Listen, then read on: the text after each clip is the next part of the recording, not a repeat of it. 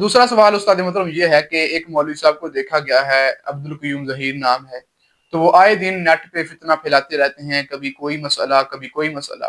تو وہ کہتے ہیں کہ جب تک اذان ہو رہی ہے تو اذان کے ہوتے ہوئے آپ سحری جو ہے وہ کر سکتے ہیں، تو کیا واقعی ایسا ہے؟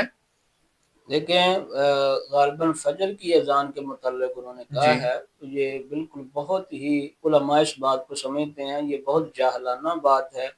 تو عوام بیچاری اس کو نہیں پتا، تو بس وہ کانفیڈنس بندے کا دیکھتے ہیں، لیکن یہ نہیں دیکھتے کہ یہ بات کیا کر رہا ہے۔ تو یہ بالکل جاہلانہ بات ہے کہ فجر کی اذان بھی ہوتی رہے، اور وہ حدیث یہ پیش کرتے ہیں کہ بلال کی اذان جو ہے وہ تمہیں روزے سے جو ہے وہ اپنا کھانے سے نہ جی روکے، ٹھیک ہے۔ تو اصل میں بھائی اگر تھوڑی سی اس کو صحیح طرح پڑھ لیا جاتا، بخاری شریف میں حدیث نمبر 410 میں ہے کہ بلال رات کو اذان دیتے ہیں، باب الاذان اٹھا کے دیکھیں بخاری میں، رات کی اذان دیتے ہیں، فجر کی اذان نہیں دیتے تھے۔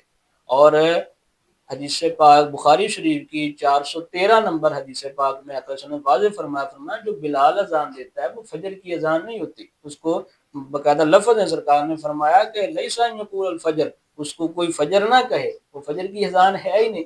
وہ تو رات تہجد کے لیے بلال اذان دیتے تھے لوگوں کو جگانے کے لیے۔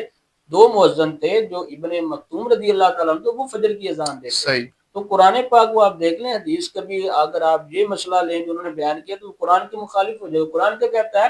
حتیٰ یتبین لکم الخیط الابیض من الخیط الاسود، جی ٹھیک ہے، کہ جب خیط اسود جو ہے وہ خیط اسود سے خیط ابیض یعنی جو روشنی ہے وہ یعنی طلوع اپنا صبح صادق جب آ جائے تو پھر شہری کا وقت ختم ہے، فجر کا یعنی جب آغاز ہو جائے تو پھر روزے کا ٹائم، شہری کا ٹائم ختم ہو جاتا ہے۔ تو ہمارے جو مروجہ اذان دی جاتی ہے وہ فجر کے لیے جو اذان دی جاتی ہے وہ ظاہری بات ہے فجر کا ٹائم شروع ہونے پر یہ اذان جی دی جی جائے گی نا۔ تو یہ بات بالکل غلط ہے کہ اذان ہوتی ہے تو کھاتے رہیں۔